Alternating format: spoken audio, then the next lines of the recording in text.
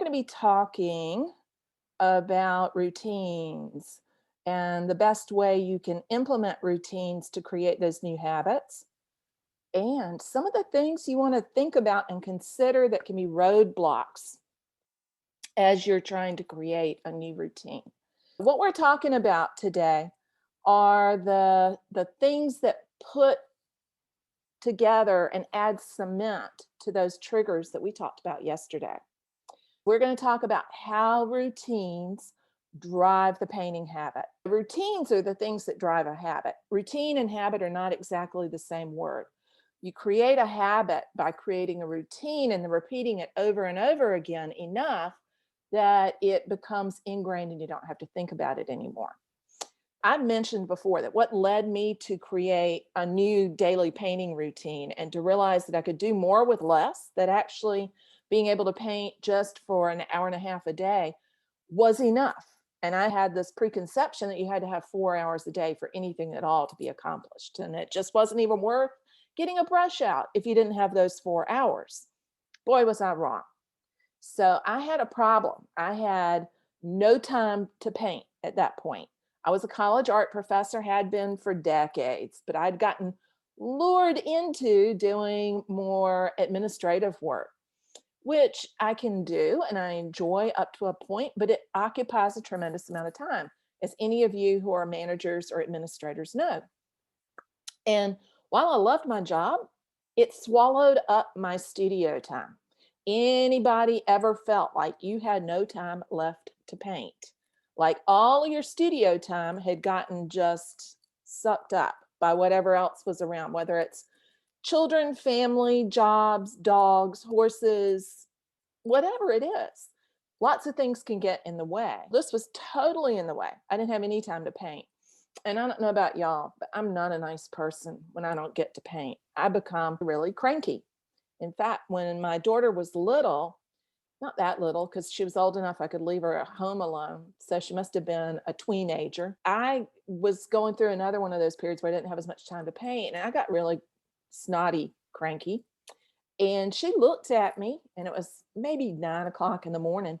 And she said, "Mom, you just need to go to the studio. I don't know why you're here. Bye." And darn if she wasn't right. I needed to paint. So if you don't paint and you're a creative, whether you're doing it for pure pleasure or whether you're doing it to make an impact in the world or whether you want to make money from your art, if you bottle it up and don't paint, what happens to you? You become, at the very best, a cranky person. But that creativity becomes blocked and it actually becomes pretty toxic, not just in your life and your relationships with other people, but also literally in your health. It was not a good time in my life when I got stuck like that. It took me a while to figure out how to get out of that. But what worked was doing small paintings in small blocks of time every day, showing up every day, and realizing that I could grab an hour and a half in the evening when I got home from work and from taking care of my horse, and I could paint in my laundry room. It wasn't my studio, but I could paint. I wasn't painting at my big easel, but I could paint. And that was what mattered the most. My creativity got out and got expressed instead of being bottled up inside. That's what I want for all of you. You've got to get your creativity out. You've got to figure out what is the new habit that's going to allow you the time and space, the new routine that's going to allow you the time and the space to create. So my hope is by the end of the challenge that you'll see how you can create a sustainable studio practice, one that has a workflow that begins to support and feed your creative life. So that creativity is not stuck deep in your gut where it can cause health problems and dramatically impact your relationships with other people. Also think it's a really great idea if later in your career you figure out how to identify and grow the revenue streams that can be in alignment with what you want to do for success. But the biggest thing that I want for you right now is to see that you can create a sustainable studio practice. You'll notice, and somebody asked, I think the other day, you'll notice I haven't demoed painting for y'all. Anybody notice that I have not demonstrated how to paint? Donna says yes. I have not done that at all. Why do you think I've done that? In fact, flat out said, no, I'm not going to do that right now. Why do you think I have not demonstrated painting? What I want you to focus on right now is getting the time blocks fit in, is creating the habit of painting. If you add anything else at all, if you add anything else at all to that mix, anything, it dilutes the impact of creating the habit of painting. So it's not about how to paint, it's about painting. It's the act of doing. It's not about making great paintings or even good paintings. It's about the painting habit. And if I threw on there, here's Mary's framework for painting. I'm going to give that to y'all later, but not yet. If I threw that on right now, everybody would have pulled back from doing a 20 or 30-minute painting and would have gone, oh, how do I do step 3 better? How do I really do step number 1 in your painting framework? How do I get to number 7? And you would have lost the momentum on building the painting habit. That, my friends, is the big roadblock that most people have when they're trying to develop a new habit or routine. The big roadblock is they try to bite off too much at one time. They try to implement a habit that's the size of this in a space that fits like this. You want to start small. You will be way more successful if you keep the habit, the new routine that you're trying to create, more manageable.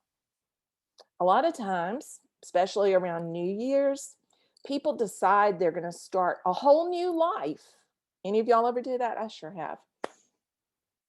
We get in there and we decide it's New Year's. I'm going to be a new me. I'm going to do a whole new thing.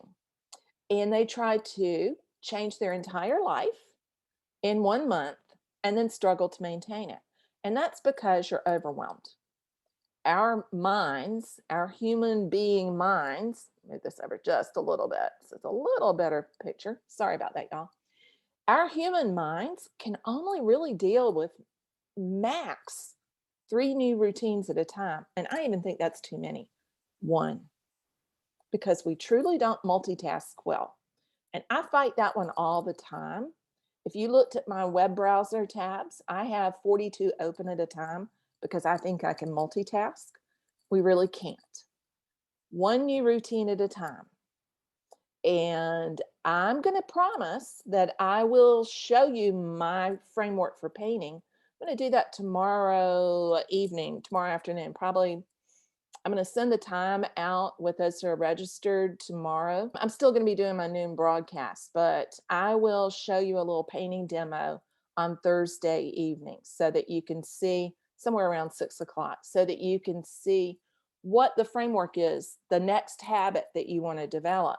But I want you to be really firmly on your way with developing the painting habit first and feeling really great and comfortable about that before you begin to worry about what to do with the paints. And y'all are doing great so far. I'm seeing lots of really wonderful paintings over in the Facebook group. So high five, glitter shower, and reward yourself about that, because I think it's important to do that. Remember, we talked about rewards. Tomorrow is rewards day. In fact, framework, and I'm going to give you a downloadable with that framework too. The framework is your reward for going all the way through the 5 days, getting to that 4th, almost 5th day then. I will be sending out more about that tomorrow morning. But that's why I haven't demoed painting yet. I know that some people have wondered why I wasn't doing that. It's because it's a distraction. And the challenge is not about how to paint. It's about how to develop the painting habit. It's about how to make yourself get up and go again, especially if you've gotten blocked like I was back in the day when I was stuck doing a lot of administrative work. Now, I solved that problem by just not doing administrative work anymore. You may not be able to do that. You may need to figure your own routine out yet. Not everybody's ready to boot the 9 to 5 to the curb yet.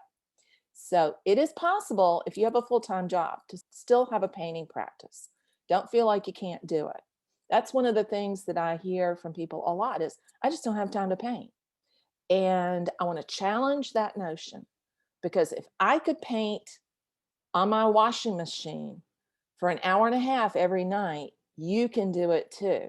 Depends on how badly you want it. And doesn't mean you have to paint at night. You could paint first thing in the morning, whatever works for you. Doesn't have to be 2 hours. It could be 45 minutes. But if you've got yourself where it's easy to get started, you're so much more likely to do it. Let's can't talk. Review real quickly what those steps are that we've talked about in the developing a habit. Remember, any habit at all.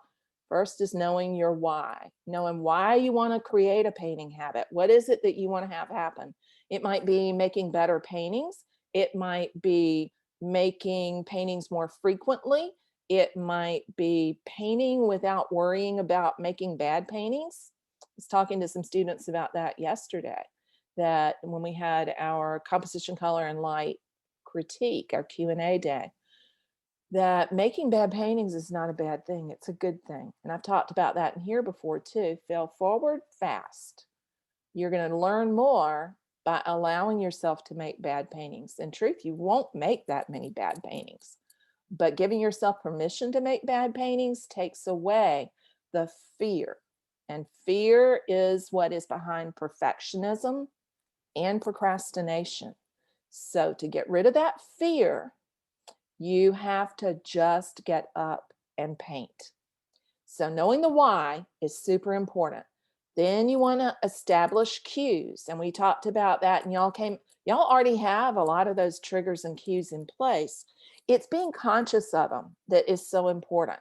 And then at first, layering them together in a pattern to create that routine so that you can do it consistently over a period of time. That's what forms the habit. Then remembering to reward yourself and give yourself a Cersei at the end. And remember that tracking and reflecting on your progress as you go is a little mini reward. It's a little mini Cersei. And when you get a reward, it gives you literally a shot of dopamine in your head and in your body, and it makes you feel good. And it's why you'll go and do it again. What doesn't work is if you beat yourself up about what you've done. If you tell yourself it's a bad painting, or my color's ugly, or my marks are ugly, or my painting's not as good as hers over there, I could do better. That doesn't help you progress. It actually makes you regress. So reward yourself for the things you've done right. I've been teaching for 40 million years, literally, not really, but close to it. And I have never, ever critiqued a painting where I couldn't find something that was working.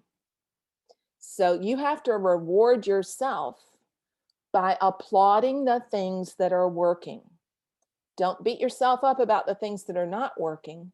But if you put all of your emphasis on what is working, you will do more of it, because that's the way our brains work. With your brain, not against it. Don't fight it, stay with it. So knowing your why, setting a goal, establishing cues. Remember, they have to appeal to 5 senses. Stacking those into creating a routine, a standard routine that you do at roughly the same time of day each time, rewarding yourself, and then tracking it. And reflect back on what worked and what didn't work. You will build a routine. So think about all of those steps as you keep building that process. So remember that the quickest way to fall flat on building a new routine or a habit is to try to build too many at one time. Stick to just this one right now, just this one. Don't try to improve your paintings. Just paint. Try not to judge them, just paint. It makes a huge, big difference. And the quickest way to build a new habit in your life is to stack those triggers, the new routine, up against a habit that you already have. It's hooking it into something that you already do. So if you're having trouble getting started, for example, in the morning when you're going to do your new painting routine or in the evening, what's something you already do every morning or every evening? What's something that you already do every morning or every evening? Everybody, let me know one thing that you already do in the morning or the evening. Anne says, fix coffee. Yeah, that's me too. Brush your teeth. Absolutely. So those can be anchors, anchor habits or anchor routines for the new routine. Exercise. I think almost everybody does something like exercise or coffee in the morning. So let's think about those for a minute. And if those are habits that are already firmly ingrained, that you don't have any trouble remembering to do, and you probably already do them in a certain order, decide where you're going to fold the painting habit into that. So the obvious place for me is after I make the coffee, because I've already talked about coffee being a trigger for me when I'm going to when I'm going to go into the studio and paint. So that's one obvious place that I could insert a new routine. Another place, I drink decaf coffee after my first caffeine in the morning. Another place I could do it is when I put on the pot of decaf coffee right about lunchtime. If I wanted to paint in the afternoon, I could anchor it to my habit of having decaf coffee then there. So that makes it so much easier to get started because it's tied to something that's already firmly ingrained that you don't even have to think about doing. And that helps you create the routine habit that's going to lead you to flow, which then gets you over that fearful stage. So, what we're going to be talking about tomorrow are rewards, are the surcease that you can give yourself, and how you can really fold those in and integrate them into the entire process, not just at the end. So, what I want y'all to do for the rest of the day, do your painting if you haven't done it yet. Remember, if you have a painting you don't think works, look for what's successful about it. Find the success even in the ones that you don't think works and make a note of it or write it down. Stick it in your journal, stick it in your sketchbook. Learn from it. Don't throw any of those paintings away yet. You're allowed to do that later, but don't do that now. Don't do that now. We'll be talking about that more later. I hope everybody has a great rest of the afternoon. Thank you for joining me today. Happy painting, everybody. Bye-bye for now.